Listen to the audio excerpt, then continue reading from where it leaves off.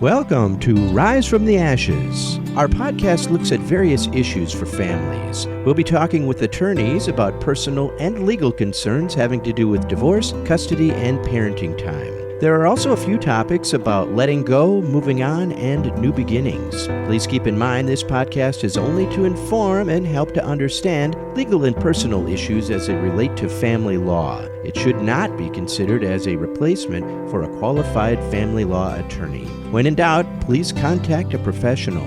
Rise from the Ashes, focusing on matters of the family because family matters.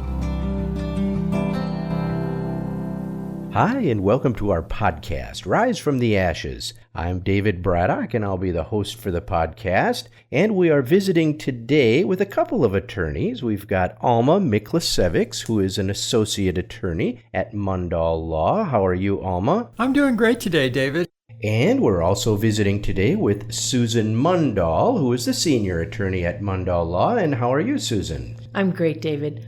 And we're talking today about a subject that should be helpful to a number of people, self-care during a divorce. Why are we talking about that today, you guys? Well, it's really because you need to go through the grief cycle as a part of your divorce. Divorces are emotionally taxing, and so we just wanted to address some of the things you can do to assist yourself as you're going through your divorce on an emotional level.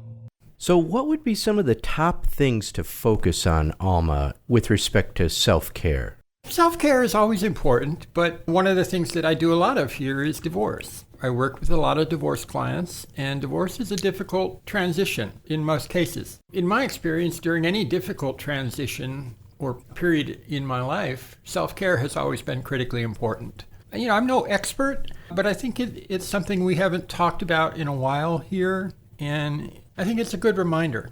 I think the number one thing for me has always been to have some self-compassion, to recognize that a divorce is a difficult transition and that you're allowed not to do it perfectly.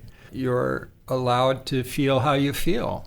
And in terms of the other components of self-care, it's good to set goals. It's good to try to reach those goals. But I think for me, the thing that I have to be mindful of and careful of is the tendency to be less than gentle with myself when I don't achieve those goals.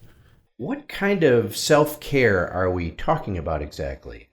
For example, physical self-care. That would be one aspect of it. I'm talking about things like maybe going for short walks if you haven't been doing that. Even taking a hot bath or getting a gym membership. Maybe a massage.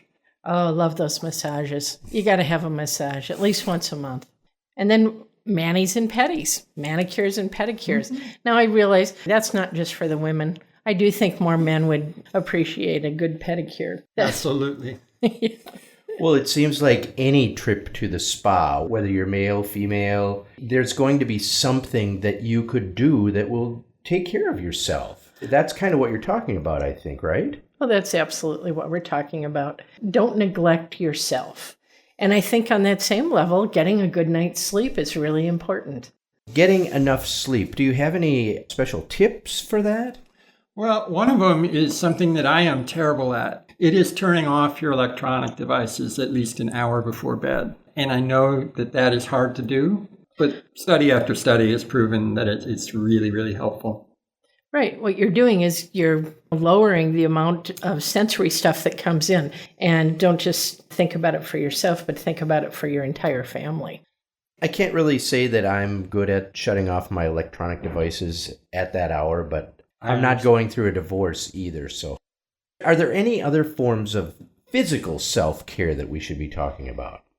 Well, I think sort of a hybrid is getting that physical exercise again, going back to that a bit, so your body is tired out, so that you can go into sleep more easily. And one of the ways to do that is yoga, Tai Chi. And where I say that that's a hybrid is it really gets to your mental state, because that's the other thing. It is really important that you be calming yourself mentally. I once joked to my daughter that I can't defrag my computer, my brain, and so I forget things. And when you're under stress, you tend to forget things. Well, she made the point that, well, Mother, meditation will help you defrag your computer. I just wanted to add that. Think about doing just sitting there quietly. You can use apps that I think are really good. Well, and if you've never meditated before, you don't need to be an expert at it. It really can start as simply setting aside a few minutes, maybe in the morning, maybe at night, maybe both. It can be for 2 minutes, can be your goal. It can be for 5 minutes. It can be as long as you want. The point of it is really just to sit there quietly with yourself and check in. And I think one of the easiest ways to do that is concentrate on your breathing. Like I say, there's a great app out there. I think it's called the Timer app. It has all these free meditations that you can do. And sometimes those are great because another thing about being under stress is you tend to have insomnia. And your brain, you just can't shut it off. And so I find that a guided meditation where they just concentrate on my breathing really helps me calm down to be able to go into sleep. Yeah. And also just stay in the moment throughout the day. Divorce raises a lot of questions. It brings up a lot of fears in people. And when you're in that mode, you're thinking, what's my life going to be like? What's going to happen? How am I going to take care of my kids? And that takes you out of the moment. You can get lost easily. Right. That actually brings up another self-care item. For some people, it is really good for them to make lists. When you have a list of all the things you need to do, there is a certain amount of satisfaction for certain of us. We get satisfaction in being able to check off the list. And it helps reduce anxiety, too, by knowing what it is you have to do. And that brings us to the next level of self-care, which is get some professional assistance. Yeah, and as lawyers, we're not the best people to do that for our clients, even though clients sometimes want to use us like that. Because we're the people that they're talking about with these most intimate details of their life. And so it's, I think, natural that there's some kind of connection there, but we're too expensive. That's too expensive. Yes, I didn't want to say it, but thank you. We are. And we are not trained. Most attorneys aren't. I know myself, I did take psychology in school, and I certainly care about them, but that's why I want them to seek professional help. The bottom line is your family and friends, if you use them as your main source of support, they're going to get tired of hearing about your divorce long before you outgrow your need to talk about it, one. But two, they're going to want to side with you, and they might start saying things that are going to be harmful going forward and can create problems within the family, which is why you're better off seeking out a professional that you can talk to confidently and confidentially about the issues, the emotions you're feeling as you're going through this divorce. And you don't just have to use a therapist. What else is there, Alma? Well, there's a lot of options. It can be a spiritual advisor, somebody you trust on that level. Like a pastor. A pastor, a priest, anyone like that. Someone from your religious tradition that you would trust. Or like a life coach. Oh, exactly. Right. What I love about life coaches is they're wanting to help you move forward. And that's really what you need to be learning to do in your divorce, is looking to your future. What is your next step? Trying to move beyond the hurts of the past. Yes, it is good to understand them, but then to see them in a new light and to see them as a contrast of what you don't want going forward, and then to concentrate on what you do want going forward. That's why I love life coaches. That is exactly the description of a life coach. Don't dwell on the things that are causing you the problems, but find the things that allow you to be able to move forward. That's a great one. Well, a lot of people get a lot of help from life coaches. Find a good one. There we go. Some of the things we're talking about cost time and money, and maybe you don't have the time right now. Maybe the money is not in your budget. There may be self-help support groups online or in person in your area. It's worth looking into. They're not going to get sick of you talking about your divorce because that's what a divorce support group is there for. Well, and not only that, but then you find out that you're not alone. Mm-hmm. I know even in my own divorce 30-some years ago, I first attended a divorce support group, and it really did help me understand that I'm not alone. Everyone was going through the same thing, and it can be good. I know that there's a group called Divorce Care out there that's a national group. Just go online. There's great groups out there. That brings up another thing for me, too, that I'd just like to talk about a little bit. Self-compassion. be gentle with yourself. This is not an easy thing to go through. This is a big transition. It can be easy to levy judgments against yourself. You think you're a bad parent, think you're not doing it right, beating yourself up for any mistakes you might make. Just be gentle. Well, I think that's really good advice, Alma. And along that same line, give yourself time to grieve. Relationships is what this life is all about. And you're talking about the loss of a relationship that you had an awful lot of hopes and expectations about, and you realized it is not something that is able to continue. It is a loss, and do take that time to grieve. That's really at the core of this self-care talk. Take the time to grieve, forgive yourself if you need to. And that includes even the word wallowing, I think. I remember this one woman, and she had a very severe brain injury. And what she said is she gives herself 15 minutes every day from 9 a.m. to 9:15 a.m. She realizes that if she has forgotten, then she says, nope, can't grieve today. And she waits till the next day. So are you saying that she allows herself to wallow in her grief? That's correct. Huh, that is very interesting. Yeah. And she's found it to be very effective. That way she's not using up her entire day in sadness, and yet it does at least allow her time to just simply understand that her life is not going to be the same. Your life is not going to be the same, but here's the best news. Almost everyone going through a divorce that can see a better future does live a better future. One of the things I love about doing divorces is seeing that person 6 months after the divorce is done. Mm-hmm. That is a beautiful thing. Something else that you might find helpful during the divorce process is to maybe try to do something new that you have never done before. It can be a little thing. It could be taking a community education class once a week. Making pottery, doing artwork. Yeah. Just photography. about, just about anything. Yeah. Or even returning to something you used to do before life took you to where you are today. Oh, I like that, You Alma. Education classes might be another good alternative.